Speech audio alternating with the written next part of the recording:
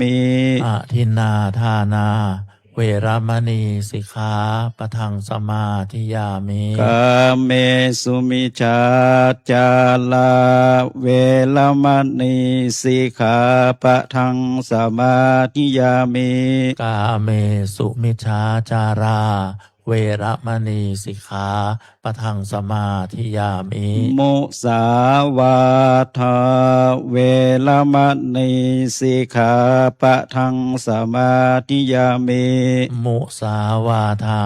เวรมณีสิกขาปะทังสมาธิยามิสุลาเมลยามัชฌะปมาทฐานา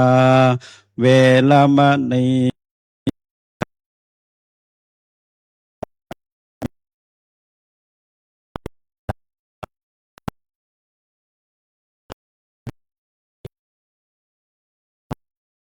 อานิปัญจสิกขาปทานิสิเลนะสุขติยันติสิเลนะโภคสัมปทา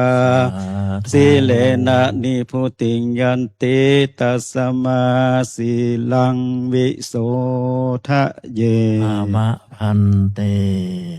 ไวยสาบารมีธรรมพระสงฆ์ทั้ง10 รูปเข้าสู่พิธีสงฆ์พิธีมาติกาธรรมบำเพ็ญกุศลต่อไปพระสงฆ์ได้สวดมาติกา นะโมตัสสะภะคะวะโตอะระหะโตสัมมาสัมพุทธัสสะนะโมตัสสะภะคะวะโตอะระหะโตสัมมาสัมพุทธัสสะนะโมตัสสะโตอะระหะโตสัมมาสัมพุทธัสสะกุศลธรรมะกุศลธรรมะอัพพยาธรรมะสุขายาเวทนายาสัมปยุตตาธรรมะทุกขายาเวทนายาสัมปยุตตาธรรมะทุกขามาสุขายาเวทนายาสัมปยุตตาธรรมะวิปากาธรรมะวิปากาธรรมะธรรมะวิปากานาวิปากาธรรมะธรรมะอุปาทินโนปาทานิยาธรรมะอนุปาทินโนปาทานิยาธรรมะอนุปาทินนานุปาทานิยาธรรมะสังกิเลตาสังกิเลสิกาธรรมะสังกิเลตาสังกิเลสิกาธรรมะสังกิเลตาสังกิเลสิกาธรรมะสวิตกะสวิจาลธรรมะอวิตกะวิจาลมัตตา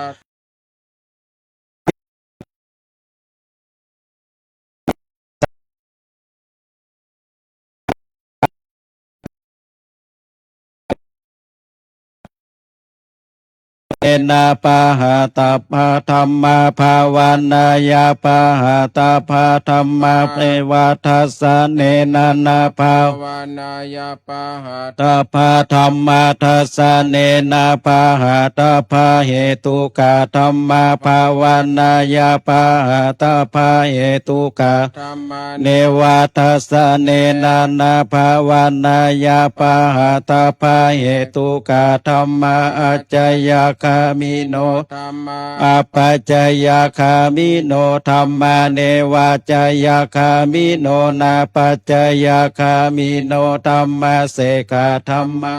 เสกาธรรมาเนวะเสกานาเสกาธรรมาปาลิตาธรรมามหากตาธรรมา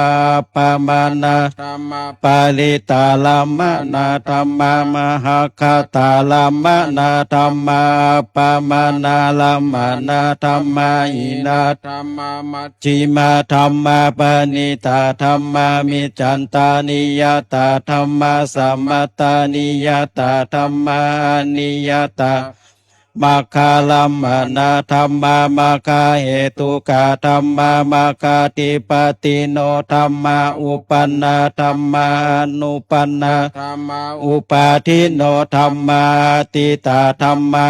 นาคาตาธรรมาปัญจุปันนาธรรมาอติตาลัมมานาธรรมาอนาคาตาลัมมานาธรรมาปัญจุปันนาลัมมานาธรรมาอาจันตาธรรมาภายิตาธรรมาอาจันตาภายิตาธรรมาอาจันตารัมมานาธรรมาภายิตาลัมมานาธรรมาอาจันตาภายิตาลัมมานาธรรมาสานิทัสสนาสัพปติขาธรรมาอานิทัสสนาสัพปติขาธรรมาอานิทัสสนาปฏิฆา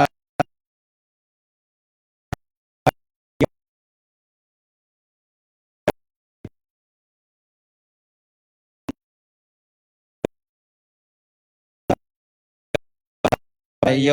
ชาชาตปัจจโยอาเสวนาปัจจโยกัมมาปัจจโยวิปากาปัจจโยอาหารปัจจโยอินทรียปัจจโยชานาปัจจโยมัคคาปัจจโยสัมปยุตตาปัจจโยวิปัจจโยนัตถิปัจจโยวิปัจจโยนัตถิปัจจโยวิคตปัจจโยอวิคตปัจจโย สาธุ จากนี้ไปขออนุญาตสาธุชนทุกท่านเข้าสู่พิธีกรรมโสมาโคตานสักเล็กน้อยนะครับ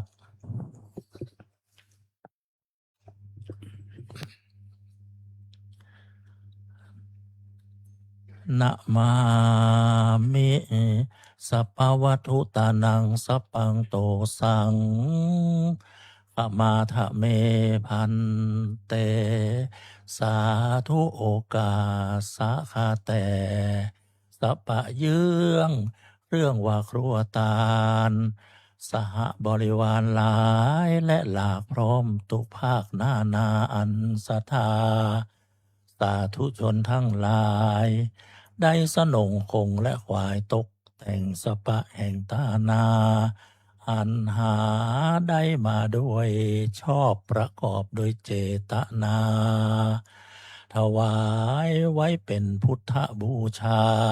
ธรรมบูชา สังฆบูชา ถวายเป็นทักษิณานุปทานกุศล อุทิศส่วนบุญและส่วนกุศลกันรับปนาผลถึง จิตตะดวงวิญญาณของผู้ที่วายชนล่วงลับไปนั้นก็คือ คุณพรพันธ์สุจริตวณิชยามเมื่อดาตกและแต่งเกิดแปลงสร้างของ